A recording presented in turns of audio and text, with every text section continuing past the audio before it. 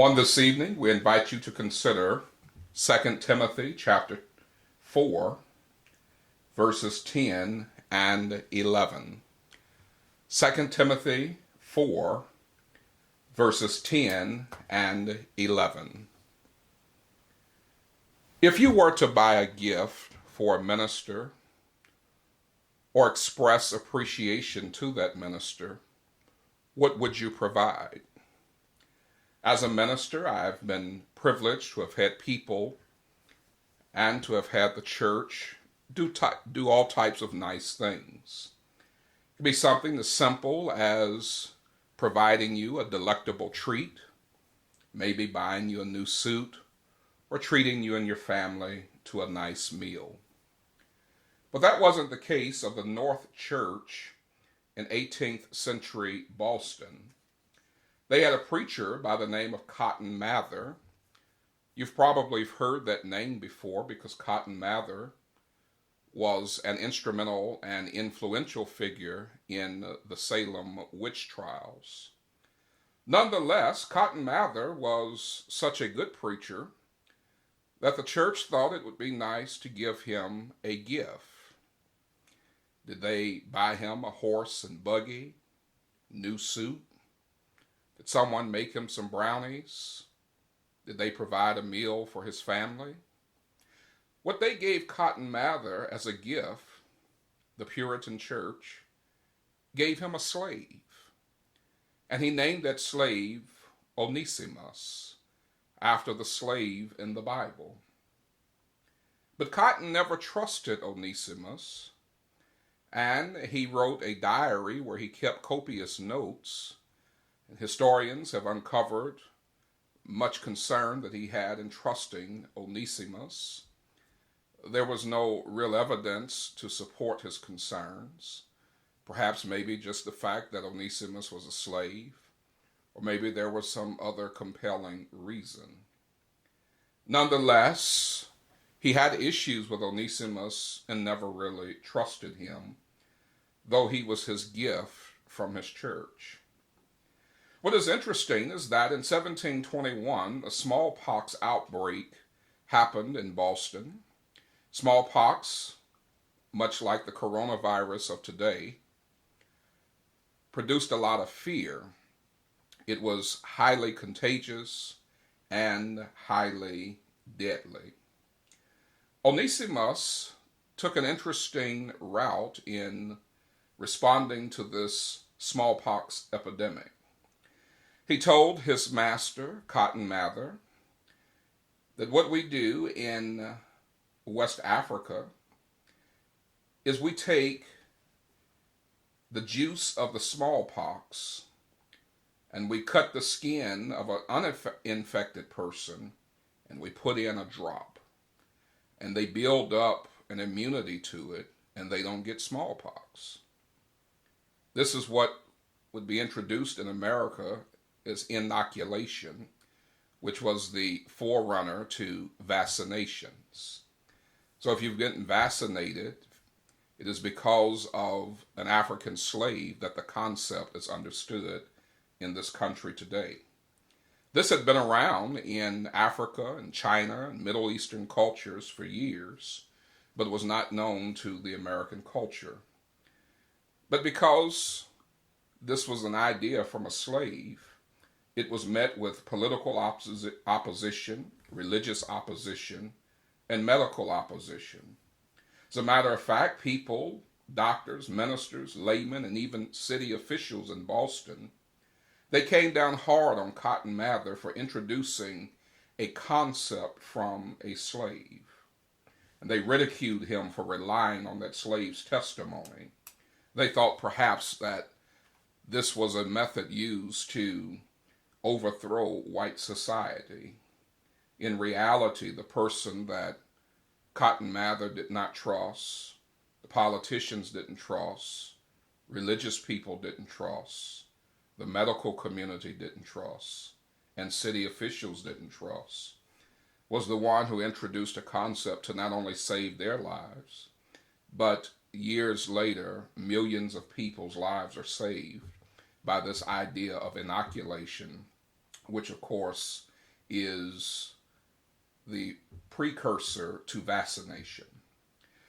This is an important story to consider. There are certainly a lot of historical implications and a lot of things to consider in understanding the complexity of the relationship between Cotton Mather and Onesimus. But what should be understood is that often in our lives we find ourselves counting on people that we need to count out, and we find ourselves counting out people we need to count on. This was the case in 2 Timothy chapter 4, beginning in verse 10. For Demas, having forsaken me, having loved this present world, and is departed unto Thessalonica, Crescens to Galatia, Titus unto Dalmatia. Only Luke is with me. Take Mark and bring him with thee, for he is profitable to me for the ministry. Consider the name Demas and the name Mark. When you look at Demas elsewhere in the scripture, he is someone that Paul had counted on. But here we find that even though he counted on him, he deserted him, and so he ultimately had to be counted out. At the same time, Mark was someone that Paul had counted out, having disagreed with him, and now he found himself needing to count on him. In reality, we must recognize that there are certainly some people that you just cannot get along with. There are some people where your differences will never be able to be reconciled. But there are many other occasions where we have to be careful that we don't count out someone that we need to count on, and we don't count on someone we need to count out. We need to recognize that other people have a gift. And sometimes our differences come because we don't respect the fact that someone shines not only different from us, but they shine in ways that are unique to them.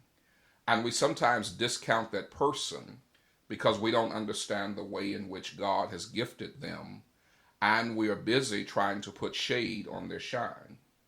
We also have to respect the fact that people think different and act different. Unfortunately, we tend to associate and align ourselves with people who are just like us in their thinking and in their behavior. And then we wonder why we can never succeed in life, or why we can never outgrow our current level of success and effectiveness. Because if you hang around people like you, all you'll ever be is you. And then we have to respect the diversity in people. It takes a lot of courage to accept individuals who are not only different from you in skin color, but different from you in backgrounds, in experiences, in opinions. To recognize that diversity makes you a better person when you have enough confidence and enough security in yourself to align with others who may not be like you. We have to also think about why we form alliances in the first place. There are three things that will prove to be ineffective in good relationships. Sometimes we form alliances based on politics, but you have to remember that politics make for strange bedfellows. If you don't believe me, look at the news today and you'll see what I'm talking about. We also form relationships sometimes based on peer pressure. We do things and go along with things and people because of the groups that we're in, and we seek to satisfy those groups. And so sometimes we allow someone in our lives because they are accepted by the group, or sometimes we dismiss people or don't allow people in our lives because they don't fit into some group that we insecurely feel like we need to be a part of. And then sometimes we make friends because of promises that they make. We always think about what we can get, how we can benefit, and what they can do for us.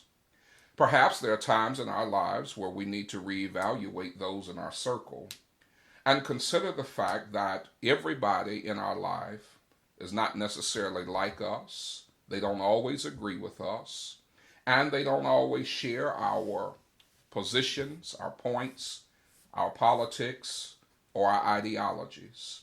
Maybe they have nothing to offer to us other than the fact that they are who they are, and they offer to us at minimum a perspective different from our own. But be very careful not to put so much stock in individuals who ultimately disappoint, and that you blindly dismiss individuals who God may have put in your life to offer you a blessing. I recognize that we have all been hurt by people, and we have all had experiences with people that have been disappointing and certainly frustrating. Maybe we need to ask God to teach us how to count. Not how to count 1 plus 1. We know that to be 2. But how to count in the sense of knowing who to count on and who to count out. This was the case with Cotton Mathers. He didn't want to count on his gift from the church in the person of his slave, Onesimus, but he found out he had to count on them.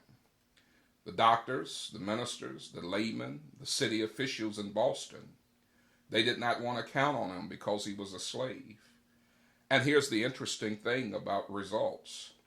There was in the city of Boston during the time of the smallpox, individuals who did not receive this inoculation.